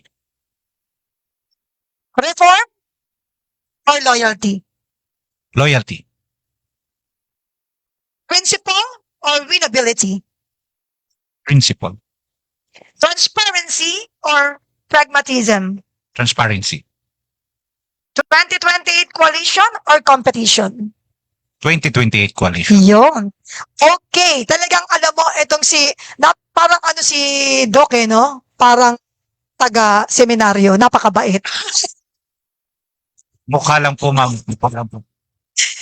Ngayon, para naman kay Kong Mike, fast talk tayo. Unity or accountability? Kaklaro ko lang ha. Ayan, sabi ko Si Doc, hindi, si Doc, ang sagot niya yung para sa atin. Ha? Ako yung sagot ko doon sa kalaban. Okay. Okay. Kasi kay Doc, kung napansin ko, yung sagot ni Doc, pang atin yun eh. Ito, pang kalaban na sagot. Okay. Accountability.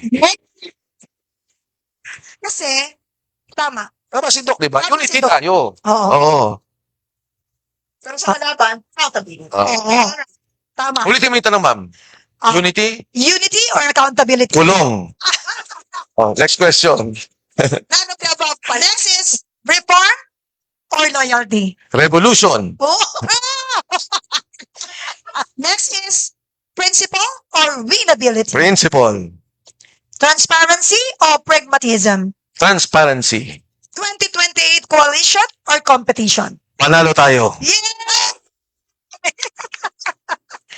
Alam mo nga talagang nakakapanginig ng laman lahat ng mga bagong pasabog ng ating dalawang panauhin today. Palakpakan naman natin si Dr. Roselito Chumata. At syempre ang ating congressman at ang Secretary General ng ating talagang kinabigla noong nakaraang linggo, si Kong Mike Defensor. We've heard the vision, now comes the test execution. In times when trust in institution is fragile, the emergence of new coalitions invites both hope and skepticism. Alam nyo, the real question is not how many movements you can gather, but how many promises you can keep. Will this be the beginning of genuine reform or just another chapter in political realignment? That answer will depend not on declarations but on decisions. Mga kasama, mula po sa PDP Laban or PDP, 10 ng aming mga kasamahan, taus-pusong pasasalamat sa inyong lahat, sa inyong mga walang sawang suporta dahil naniniwala rin kayo na tulad namin, ang laban po ng PDP kasama ng RAGE at iba't ibang koalisyon na umabot na ng 750 at madaragdagan pa sa mga susunod na araw sa pamumuno ng ating butihing presidente ng PDP, Sebastian Duterte, and of course, the Secretary General of RAGE, Congressman Mike Defensor, at kasama dyan ang grupo ng atin pong Dr. Jose traumata na talagang naninindigan at lumalaban din para talaga mabigyan ng hustisya ang nangyayari sa ating bansa at sa ating mga kababayan. Alam po ninyo, walang bayad magtanong mga kababayan. Andito po ang kapihan sa PDP na nagpapasalamat sa lahat ng mga vloggers. Para po sa inyong kalaman, ang mga vloggers dito ay huwag niyong maliitin, kundi dapat ninyong respetuhin at tingalain. Bakit? Walang maleta dito. Yes. At wala rin pong bayad ang mga vloggers na nandirito tuwing Miyerkules kasama po namin sapagkat naniniwala rin sila na ang laban ng bawat isa o bawat Pilipino ay laban dapat nating lahat. At iyan ang talagang nakita kong pananaw ng rage. Tanggalin na ninyo yung mga pangalan, tanggalin ninyo yung mga kulay. Dapat isiksik natin sa ating puso para pumasok ng todong malinaw sa ating isipan na iisa lang naman dapat ng ating laban, hindi pa iba-iba. Para we need to learn how to choose our battle para manalo po talaga tayo sa gyerang kinasasangkutan ng mga Pilipino sa bansang Pilipinas. Kasi iba-iba ang kanilang mga battle. That's the reason kahit isa walang pinapanalo. And that's the reason why nilagay at ibinuo ang rage. Nakita ko sa kanila ang bagong malinaw na pag-asa ng ating inang bayan, ang Pilipinas. Many more coalition or group organization movements to come and praying to God na mag-succeed tayo this time because tama na, sobra na, bumaba na. Tama ba yun? Tama ba? Di ba? Kung talagang ang iyong pananaw ay para sa bayan, ang iyong pakikibaka at paninindigan ay para sa bayan, isa lang naman ang kasagutan. Tulad na sinabi ni Kong Mike, kung talagang ikaw ay may malasakit, ano ang dapat mong gawin? Maging matapang at maging malasakit. Yun. Paano mo mapapatunayan at mapapadama sa Pilipino na ikay matapang at may malasakit? Kumilos po tayo, sumigaw at manindigan. Yon. Kaya mga kasamaan sa media, mga vloggers, no? Huwag kayo dyan para lang magkaroon tayo ng content. Dahil ang content, hindi tayo dapat makontento. Bakit? Ha? Spread the word. Ipaalam sa hindi nakakaalam.